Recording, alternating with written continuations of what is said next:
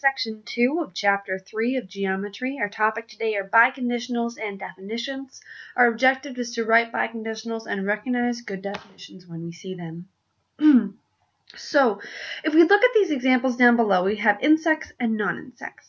And so we're going to try to come up with a definition for an insect. And so far we have, if an animal is an insect, then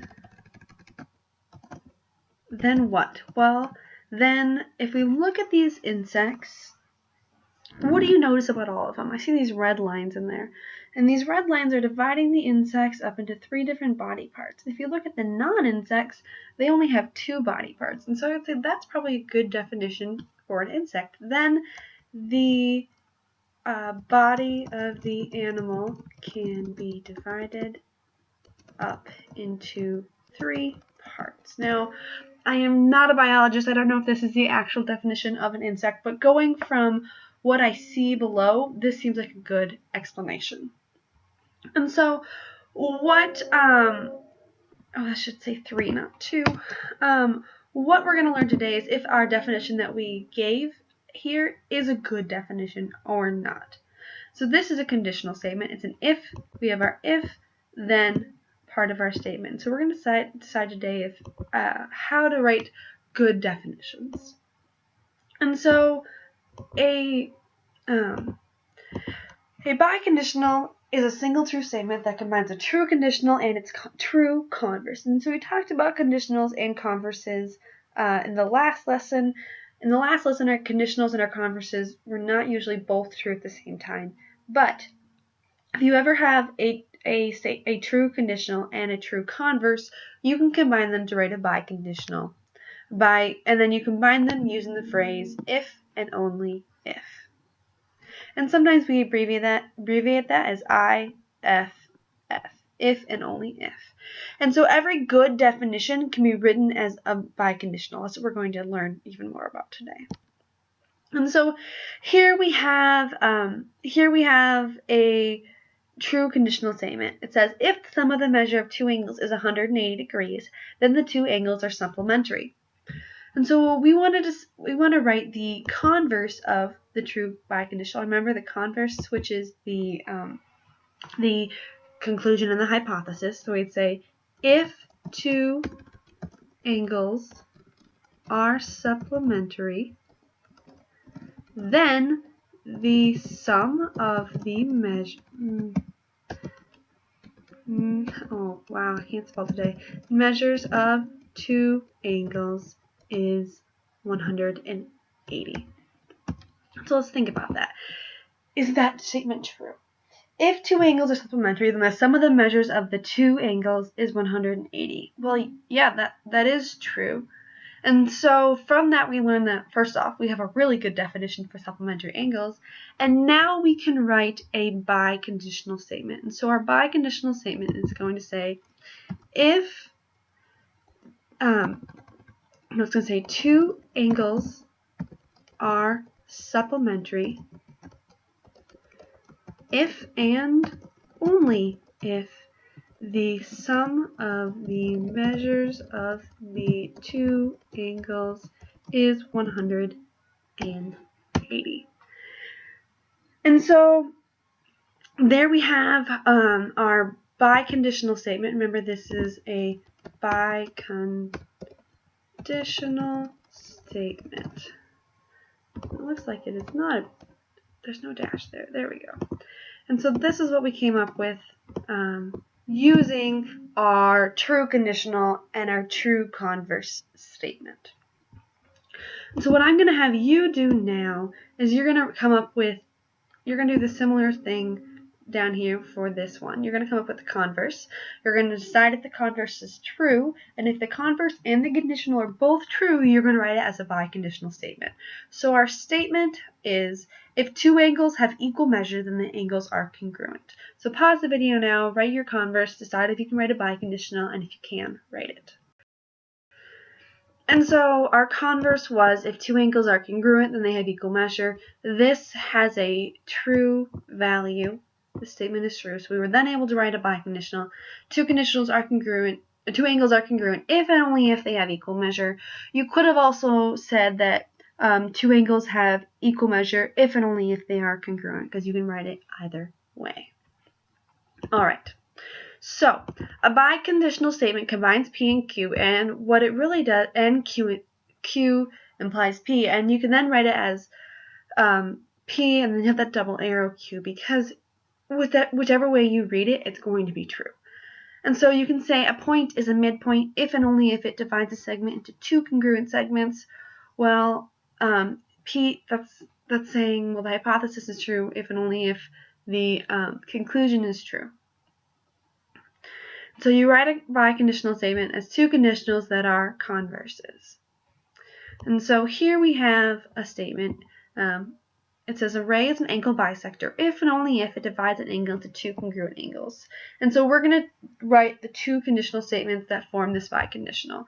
And so we're going to take this apart and we're going to write our two statements. And so you could start as, if a ray is an angle bisector, then it divides the angle into two congruent angles.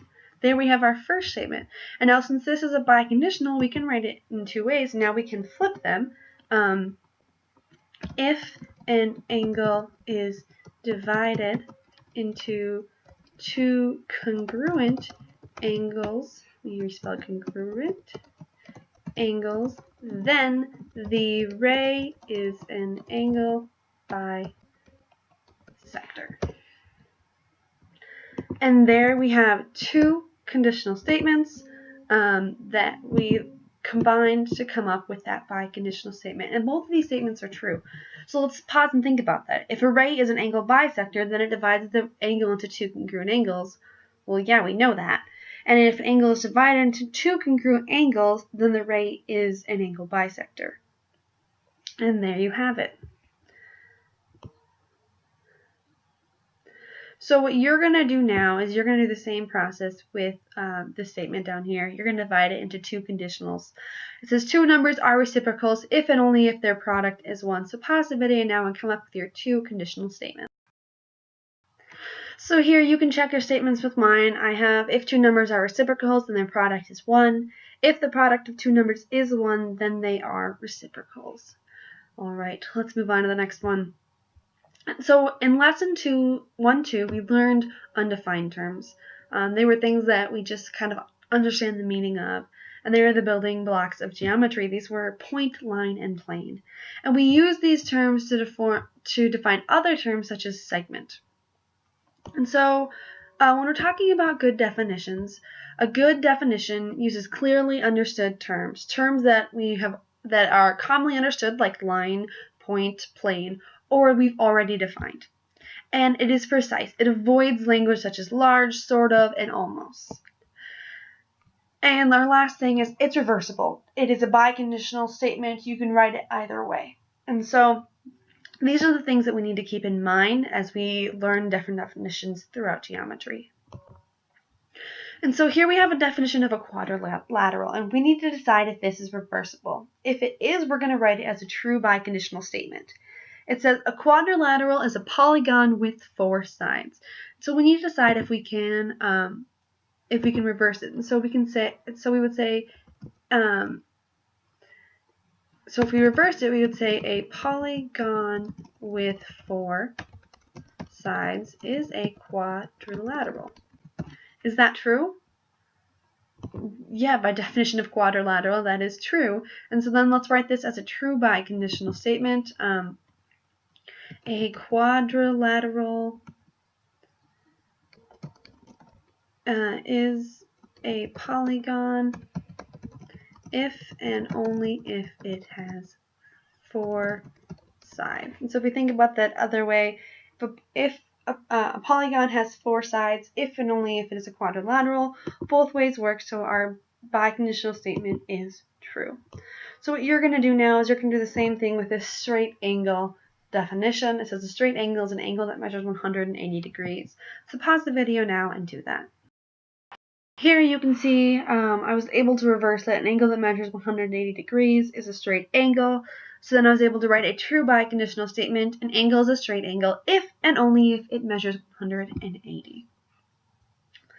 All right, so one way to show we have a bad definition is to find a counterexample. And so if we look at these, this problem down here, there are 4 different statements. And of these statements, only one of them is a good definition. So if we think about them, our first one says a fish is an animal that swims. And then we have rectangles have 4 corners. Giraffes are animals with very long necks. And a penny is a coin worth 1 cent. So let's think about these. See if we can come up with any counterexamples. A fish is an animal that swims. Are there any other animals that swim that are not fish? Well, we talked about dolphins in a previous lesson. A dolphin is an animal that swims, but it's not a fish, it's a mammal. So that one can't be true because we came up with a counterexample. We came up with the dolphin. So that's false. Rectangles have 4 corners. Well, are there any other shapes that have 4 corners? A square has 4 corners. A trapezoid has 4 corners. A rhombus has 4 corners. And not all these are rectangles. So that's a bad definition for a rectangle. See, giraffes are animals with very long necks. Well, are there any other animals that have a long neck? Well, what about a horse?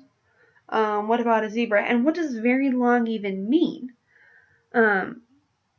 If you compare different animals, very long can mean different things. So that's a bad definition. It uses some poor language in there that vary. And so we're going to say no to that one. And let's see if this last one would work. A penny is a coin worth 1 cent. Well, are there any other coins that are worth 1 cent?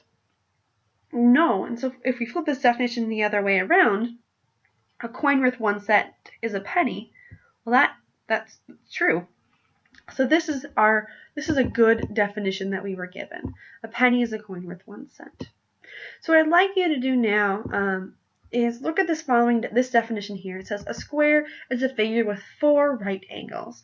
And so I want you to decide, is this a good definition? All right. And then look at B. It says, how can you rewrite the statement? Obtuse angles have greater measures than acute angles. Decide if that is a good definition and how you could rewrite it. So pause the video here and take the time to do both.